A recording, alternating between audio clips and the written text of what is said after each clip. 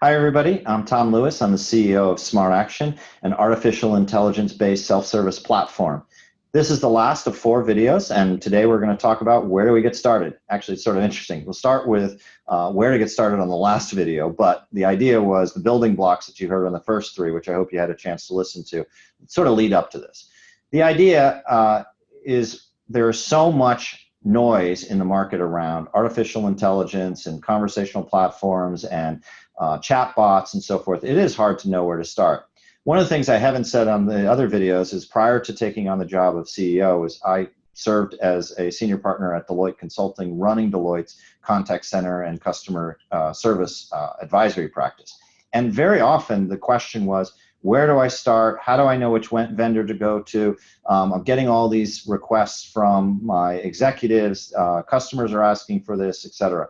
So it's some thoughts around it and some structured ideas. First of all, as I have discussions with analysts, they are hearing these questions all the time as well. So but rest assured that this is a common refrain, and people are trying to suss out what's real, what's not, what should I be focused on, and so forth. So that's the first thing. Second thing is trying to figure out where your priorities are. Are they around cost reduction? Are they around customer experience? Are they around channel access? Are they around what are the priorities? And those priorities can be dictated by lots of different things.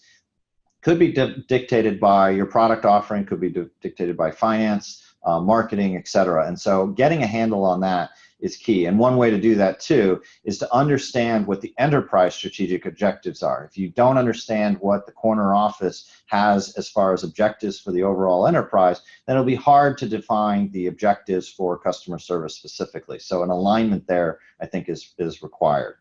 Beyond that, the where to start, if you're introducing new technology, the good news is that there are lots of things to choose from, and a lot of them can be tried. In fact, if you read a lot of our analyst briefings on this topic, what they'll suggest is try in small tests and prepare to fail, essentially. And those failures will generate learning. Now, obviously, wrapping around with consultants and vendors who have lots of experience in a particular area will be helpful to avoid some of the mistakes. But the difference is that they don't know your business as well as you do. They don't necessarily know how your customers will react. They don't know those things. And so you definitely need to dedicate some time to make sure that not only do you trial it, but that you allocate enough resources to provide the right input to ensure some sort of success. And that it's not a go buy a vendor solution and hope it works type of thing. That's probably not the right thing.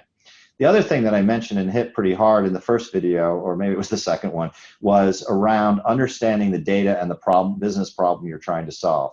If you can articulate the business problem you're trying to solve, then you can narrow down the tools and options that you can use to solve the problem.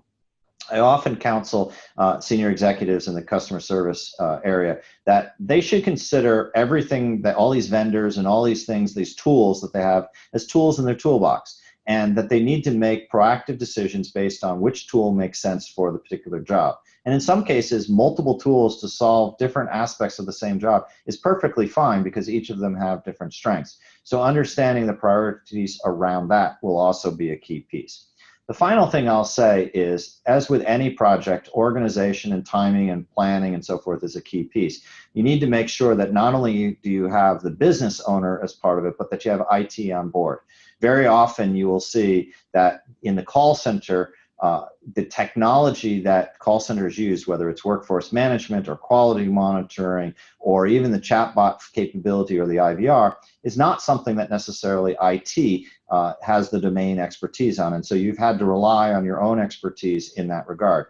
However, all of those systems, or not all of them, but many of them rely on enterprise data. So for example, if you're doing a chatbot or doing an IVR, the ability to authenticate a caller is predicated on the ability to get to your main systems. And so those interfaces means that you are dependent upon IT. So you do need IT dedication and prioritization.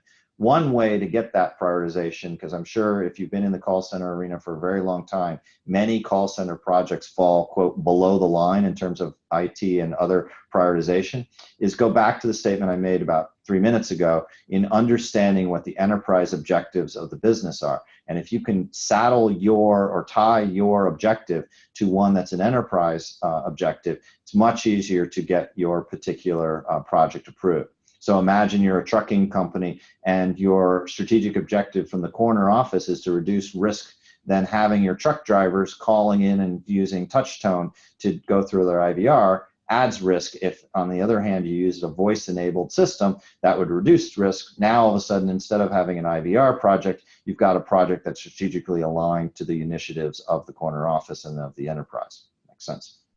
Anyway, thank you very much for listening to the last of these series. I hope to see you again on the next time we do a series of chapters around this. Thank you and have a great day.